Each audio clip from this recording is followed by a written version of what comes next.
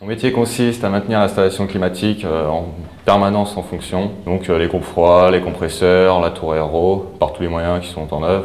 Donc beaucoup de maintenance préventive. J'ai fait un BEP électrotechnique et par la suite j'ai fait un bac pro équipement d'installation électrique. Avant mon bac pro, j'ai commencé à travailler pour un gros groupe. On va dire que je m'y sentais pas à l'aise. Donc j'ai repris mes études et par la suite j'ai commencé à la Solvac. C'est beaucoup d'entretien préventif.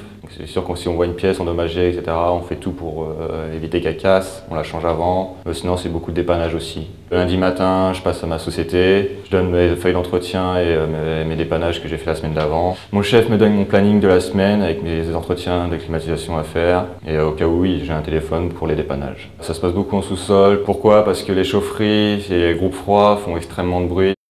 Ça consiste en quoi? J'arrive, je vérifie mes températures de départ, mes pressions, mes intensités, voir s'il n'y a pas de problème, s'il n'y a pas de bruit anormal. Voilà. Je suis en train d'acquitter toutes les alarmes qu'on a eues au courant de la semaine.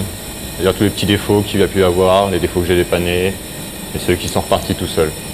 On peut être amené à travailler dans les étages vis-à-vis des clients lorsqu'il y a des problèmes ou qu'on doit faire l'entretien normal, on va dire. Donc les changements des filtres, vérifier si ça fonctionne bien, s'il y a bien les températures. Ce qui me plaît le plus dans mon métier, c'est d'être autonome, complètement indépendant. C'est une relation de confiance entre le client, mon chef et moi.